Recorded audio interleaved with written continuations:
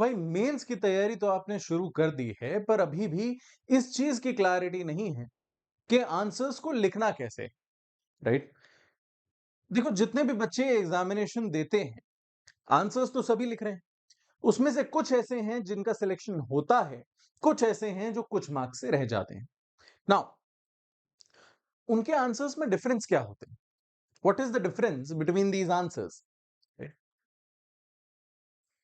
क्या अंतर है ऐसे व्यक्ति में जो मेंस क्लियर कर रहा है और जो नहीं कर रहा है? आज के वीडियो में हम ये देखेंगे, ठीक? और किस तरीके से आपने अपने आंसर्स लिखने हैं। नाउ, इस एग्जामिनेशन में जो सबसे जरूरी चीज है वो है सवाल पढ़कर सवाल समझना। देखो, सवाल दो तीन तरीके के आते हैं। कुछ ऐसे होते हैं जो दो पार्ट में होते हैं। Let me is this line. दो पार्ट में होते हैं, क्वेश्चन मार्क, ये, ठीक है, क्वेश्चन मार्क। इसमें एक होता है हेड क्वेश्चन, एक होता है टेल क्वेश्चन, ठीक? मान लीजिए ये सवाल है 6 मार्क्स का, तो आपने ये अज्यूम नहीं कर लेना है कि 3 नंबर का पहले वाला, 3 नंबर का दूसरे वाला। आपको सवाल देख करके समझना है कि किसको ज्यादा मार्क्स अलॉट हो रहे हैं, किसको कम मार्क्स अलॉट हो रहे हैं, ठीक है? क्वेश्चन आपसे क्या पूछना चाह रहा है, उस चीज को सबसे पहले एनालाइज करो फर्स्ट। सेकंड, ये देखो कि वो कितने मार्क्स का है। देखो, आइडियली मैं ये चीज बोलता नहीं, सामान्यतः अगर आप कोई सा जुडिशरी का मेंस लिखने जाते हैं तो मैं शायद ये बात आपसे नहीं कहता, पर आरजेएस में बहुत जरूरी है, क्योंकि आरजेएस में आप पेजेस पेजेस पेजेस भरे जा रहे हो, ऐसा संभव नहीं। आपको सीमित स्पेस में अपना आंसर लिखना है, बहुत लंबा नहीं, बहुत छोटा नहीं। एक निर्धारित वर्ड लिमिट कह लीजिए, भले लिखी हो ना लिखी हो, एक निर्धारित वर्ड लिमिट में आपको अपने आंसर्स को कंप्लीट करना है in RJS, and that is extremely important. यहां पर आप बैठ करके B copy, C copy, D copy नहीं मांग सकते। सो अंडरस्टैंडिंग कि भाई है 5 मार्क्स का और मुझे मान लीजिए इतने एरिया में लिखना है, तो क्या क्या चीजें इसमें मुझे लिखनी है, कौन सी चीजें हैं जो मैं अवॉइड कर दूं, क्योंकि ये इस चीज का भी टेस्ट है कि आप सही चीजों को रखकर अननेसेसरी चीजों को छोड़ना जानते हो या नहीं। A lot many times this happens, बच्चा कहता है सर आर्टिकल 21 पे सवाल आया 3 नंबर का, 3 नंबर में हम क्या लिखें, उसमें तो इतना सारा है लिखने के लिए, तो 3 नंबर में आप ये लिखें कि आर्टिकल 21 है क्या, राइट? आर्टिकल 21 के एम्बिट में क्या क्या आता है, और एक लैंडमार्क जजमेंट लिख दीजिए। बिना जजमेंट को बहुत ज्यादा डिटेल में गए, एक लैंडमार्क जजमेंट लिख दीजिए। फिर अब इस जजमेंट के पहले इसका स्कोप जो है बहुत सीमित हुआ करता था, इस जजमेंट के बाद में इसका स्कोप थोड़ा सा वाइड हो गया। दैट्स इट, 3 नंबर का आपका कंटेंट आ गया। यही आर्टिकल 21 आपसे 10 नंबर में भी पूछा जा सकता है। ये हो सकता है, बताओ आर्टिकल 21 10 नंबर का सवाल, तो दनादन लिखते जाओ, फिर जितना स्पेस है उस हिसाब से एंसिलियरी आर्टिकल्स लिखो, उसका गोल्डन ट्रायंगल से रेफरेंस बताओ, सारी चीजें बताओ, फिर जो जो रेलेवेंट है माइंड। सिर्फ ये नहीं पूछेगा व्हाट इज आर्टिकल 21 10 नंबर, आगे कुछ होगा, व्हाट इज द रेलेवेंस हो सकता है, व्हाट इज द इंटरप्रिटेशन हो सकता है, या फिर एक्सप्लेन आर्टिकल 21 हो सकता है। ये सारी चीजों में फिर आपको समझना है कहां मुझे एक्सप्लेन करना है, कहां मुझे एंसिलरी सेक्शंस लिखने हैं, इंटरकनेक्टेड सेक्शंस लिखने हैं। उन सारी चीजों को सबसे पहला काम जो आपने करना है आज, अगर आपने अभी तक ये नहीं किया है तो अब करिए। पुराने पेपर्स उठाओ और देखो कि क्वेश्चंस कह क्या रहे हैं। When you start reading the PYQs ना, आपको ये समझ में आता है कि पुराने क्वेश्चंस कह क्या रहे हैं, right? What is exactly being asked. जब आप ये समझना शुरू कर दोगे, तब फिर हम आंसर राइटिंग पर आते हैं, and that is start with an introduction. 2 3 4 number का सवाल है, इंट्रोडक्शन की कोई जरूरत नहीं। बड़ा सवाल है तो इंट्रोडक्शन की जरूरत है, ठीक? ये चीजें थोड़ा सा अपने विवेक का इस्तेमाल करना। मैंने क्या कहा, इतना सा एरिया है आपके लिखने के लिए, आपको समझ में आ गया है, इतनी सी वर्ड लिमिट है, राइट? या छोटे कम कम मार्क्स का क्वेश्चन है। अब कम मार्क्स के क्वेश्चन में आप इंट्रो भी लिख रहे हो, कंक्लूजन भी लिख रहे हो, ये वो सारी दुनिया, कुछ नहीं होना। मेन चीज तो मिस आउट ही हो जाएगी। उसमें सिर्फ टू द पॉइंट आंसर लिखो और निकल जाओ। और जहां लंबा है, जहां बड़े मार्क्स का क्वेश्चन है, ज्यादा मार्क्स का क्वेश्चन है, start with an introduction, section number बताओ, बेसिक ओवरव्यू बताओ सेक्शन का, जो भी पूछा गया है। मान लीजिए क्वेश्चन पूछा गया है यस या नो में, राइट, एंड उसको आपको एक्सप्लेन करना है, एलुसिडेट करना है, एलाबोरेट करना है, जो भी, तो उठा करके इंट्रोडक्शन में ही आप अपना आंसर लिखेंगे, हाँ जी साहब ये इसका आंसर है, आगे हम लोग इस कारण से ये आंसर है, अब हम आगे नीचे डिटेल में डिस्कस कर लेंगे। ठीक, पिटिशन पढ़ी है कभी, या जजमेंट अगर पढ़ा हो कोई सा सुप्रीम कोर्ट का, हाई कोर्ट का, बड़ा जजमेंट, प्रॉपर जजमेंट, आप देखोगे इनिशियल 2 से 3 पैराग्राफ के अंदर वो पूरा का पूरा केस समराइज करते हैं। प्रकरण के संक्षिप्त तथ्य इस प्रकार हैं। अगर डिस्ट्रिक्ट कोर्ट के जजमेंट्स पढ़ रहे हो, तो पिटिशन पढ़ रहे हो, तो फर्स्ट मैटर क्या कहते हैं, summary of the matter, facts in brief, एक छोटा सा पैराग्राफ ऐड किया जाता है उस पूरे 100 पेज के डॉक्यूमेंट को समराइज करने के लिए। तो ये जो कला है ये आप में होनी चाहिए, यही आपका इंट्रोडक्शन है। भाई मेरा जो 1.5 पेज का आंसर है उसको मैं 2 लाइन में कैसे इकट्ठा करूं, और जैसे ही मैंने कर दिया उसके बाद फिर मैं उसके डिटेल पर जाऊंगा।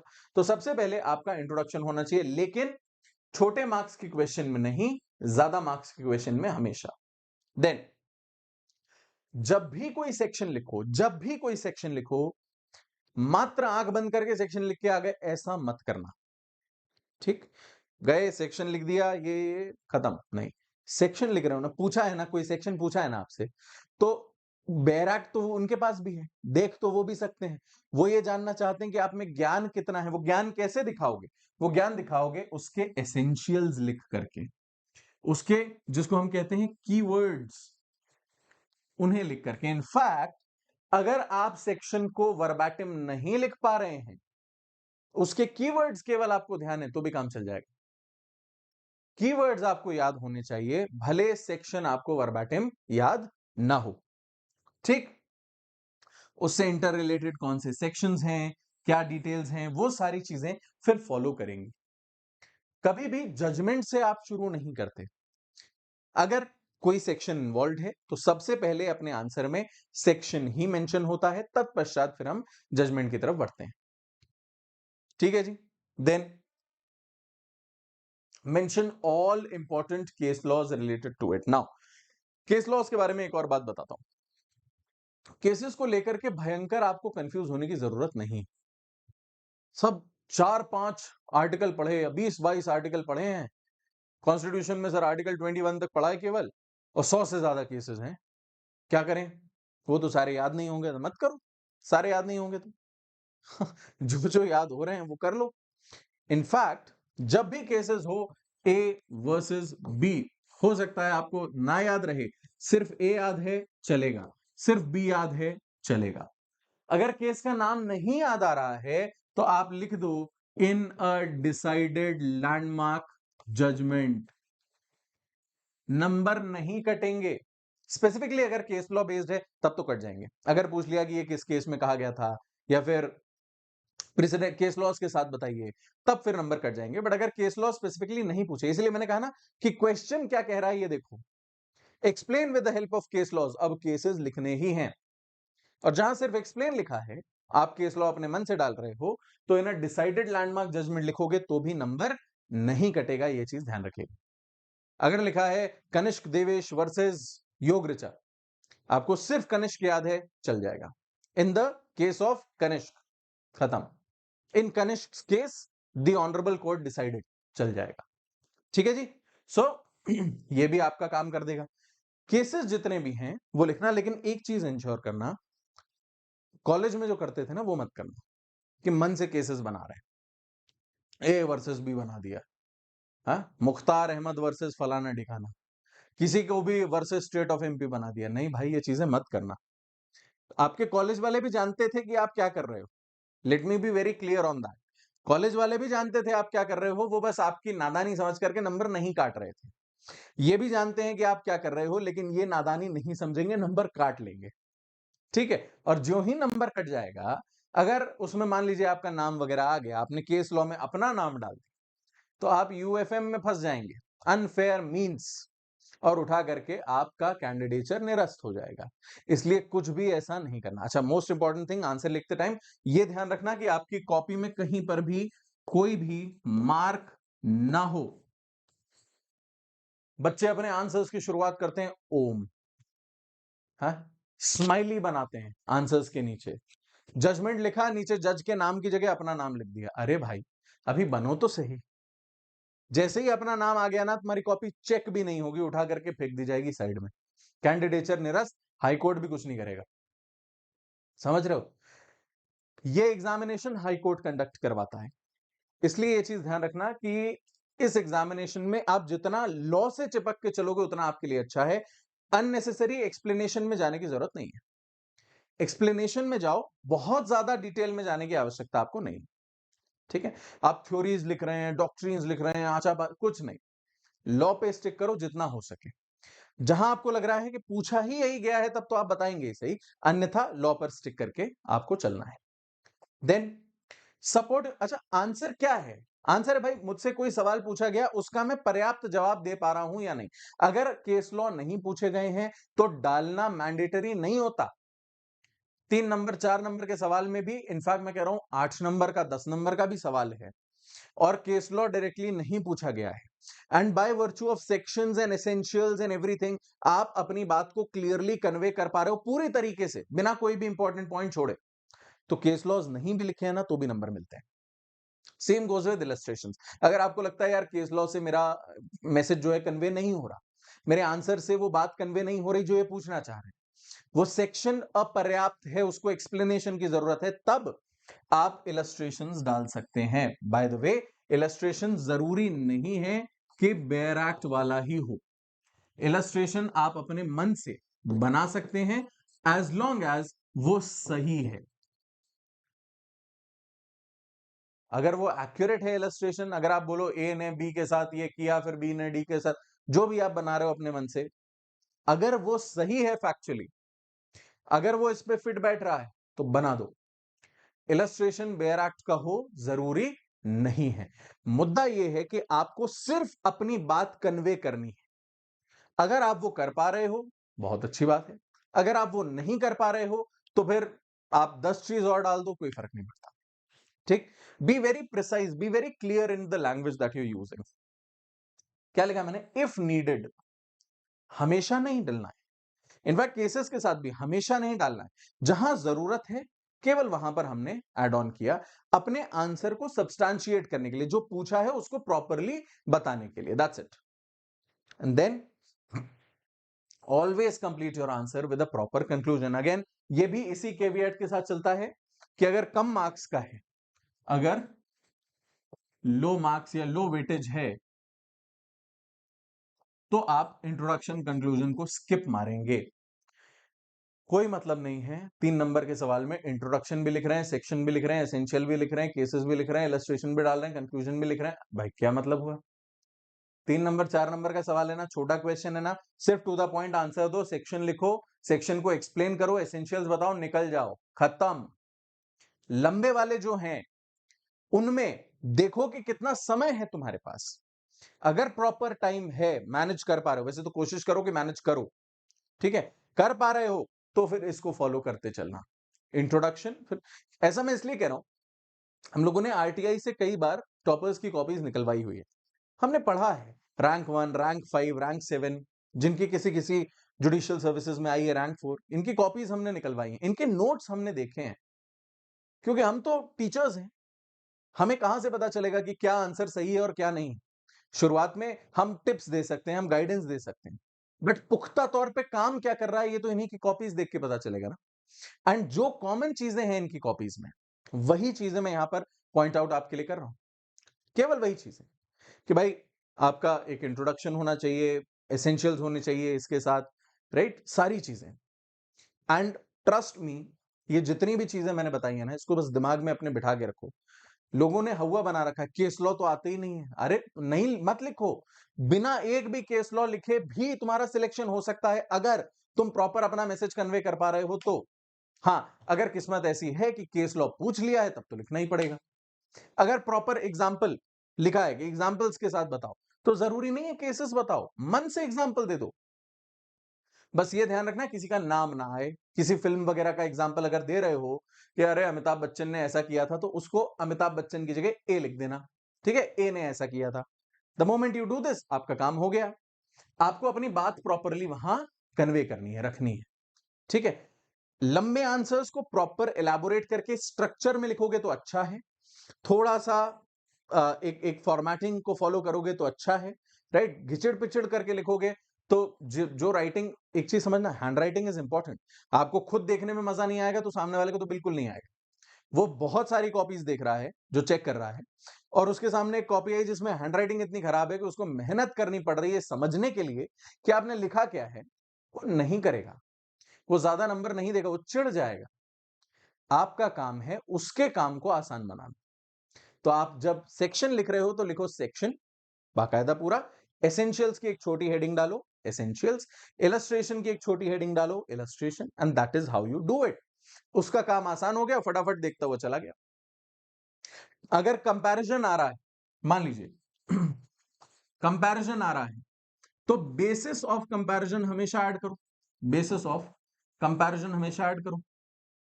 लोग पैराग्राफ पैराग्राफ में कंपेयर करते जाते हैं, इतना कौन पढ़ेगा।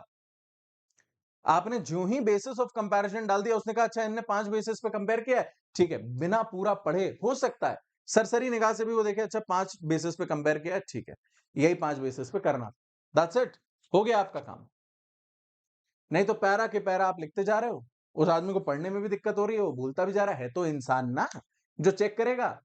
उसका काम आसान करो, सोचो कैसे कर सकते हो, बस उस चीज पर ध्यान दे लिया, हो गया आपका काम। ठीक है जी। इंपॉर्टेंट टिप्स याद रखो, वर्ड लिमिट, मार्क्स लिमिट जो मैंने बताया उस पर स्टिक करना। ये नहीं कि 3 नंबर के सवाल में लिखे चले जा रहे हैं, साइड में घुसाए चले जा रहे हैं इधर उधर, और बड़ा आंसर है 10 नंबर का, उसमें 4 लाइन लिख करके छोड़ के आ गए। नहीं, stick to that limit. Use simple accurate legal language, simple and accurate, right. भाषा बहुत कॉम्प्लेक्स करने की जरूरत नहीं, कोई नहीं देख रहा कि आप कितनी खूबसूरती से आंसर लिख रहे हो, ये देख रहे हैं कि आप आंसर सही लिख रहे हो या नहीं। यूज वेरी सिंपल लैंग्वेज, चल जाता है। बी प्रिसाइज एंड क्लियर, आपकी किसी भी लाइन के एक से ज्यादा मतलब ना निकले। This is a very common mistake. बच्चा कहता है सर मेरा मतलब तो ये था, मतलब कोई नहीं देख रहा, उसने क्या समझा जो चेक कर रहा है, उससे फर्क पड़ेगा। तो आपकी किसी भी स्टेटमेंट के, किसी भी सेंटेंस के एक से ज्यादा मतलब ना निकले। अवॉइड यूजिंग कलर्ड पेन्स और डेकोरेटिव एलिमेंट्स, कुछ भी, ये नहीं हरे रंग का पेन लेकर के जा रहे हैं, उसको अंडरलाइन कर रहे हैं, गोला बना रहे हैं, भैया ये सब मार्क है, ठीक है, इन सब चीजों से बचो। कोशिश करो एक सिंगल कलर पेन से लिख लो, कोशिश करो सिंगल कलर पेन से लिख लो, ब्लू से लिख रहे हो पूरा नीले से लिख डालो, ठीक है। ज्यादा आपको लग रहा है ब्लैक यूज करना है, अगर अलाउ कर रहा है एग्जामिनेशन तो कर लो, अन्यथा मेरा तो सुझाव यह रहेगा क्यों उतना भी टाइम वेस्ट करना कि ब्लैक अलग निकाल रहे हैं और ब्लू अलग निकाल रहे हैं, एक पेन हाथ में लिखते जाओ ना, उतना भी टाइम क्यों देना।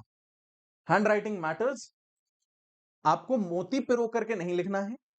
ऐसा नहीं है कि हैंड राइटिंग में ही समय बीतता जा रहा है, कर्सिव में लिख रहे हैं, बट चिड़िया की टांग भी ना लगे, ऐसा ना लगे कि यार ये क्या लिख दिया समझ में ही नहीं आ रहा है, right. And maintain your speed with accuracy, सही लिखना है, सुंदर लिखना है, जल्दी लिखना है, ये 3 चीजें याद रखो, आपका मेंस का एग्जामिनेशन हो जाएगा clear. Practice will always be the key to success, specifically in competitive examinations. And जो भी अचीवर्स है ना, उनके लिए सिर्फ यही 3 चीजें काम आती हैं, dedication, hard work, Perseverance. Consistently लगे हुए हैं, लगे हुए हैं, लगे हुए हैं, तब जाकर के कोई व्यक्ति जज बनता है। मजाक नहीं है, आसान नहीं है, हुआ नहीं है कि बस बैठ गए, दोस्त दे रहा था पेपर हमने भी दे दिया निकल गया। हो सकता है किसी का निकला भी हो, आपके परिचितों में हो सकता है उसने तो 3 महीने तैयारी करके निकाल लिया, मैं कैसे नहीं निकाल सकता। ठंड पाओ, करो तैयारी, लगे रहो। आपके बाकी के भी दोस्त हैं, परिचित हैं जो कर रहे हैं ना इसकी तैयारी, वो भी बेवकूफ थोड़ी हैं। कई बार भाग्य आपका साथ देता है, कई बार नहीं देता। अपनी मेहनत अपने हाथ में है, तो लग जाओ और इन चीजों का, इन पॉइंटर्स का ध्यान रखते हुए अपनी तैयारी ढंग से करो।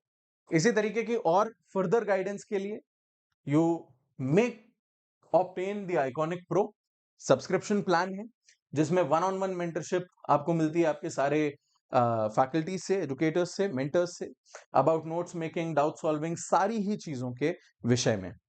एंड इसके अलावा अगर आप प्रॉपरली तैयारी करना चाहते हैं, एक लॉन्ग टर्म ड्यूरेशन में प्रेप करना चाहते हैं, तो भी Unacademy is offering the best possible offers for your preparation. Unacademy की वेबसाइट या ऐप पर जाकर के उसके बारे में और डिटेल्स आप ले सकते हैं। That's all for today. Thank you so much. I hope this help. Video like जरूर करना दोस्त, और इसको शेयर करना उन सब के साथ जो किसी भी एग्जामिनेशन का, मेंस एग्जामिनेशन या तो देने वाले हैं या फिर अपने कॉलेज में रिटन एग्जामिनेशंस की तरफ बढ़ रहे हैं। Thank you so much. Have a great day.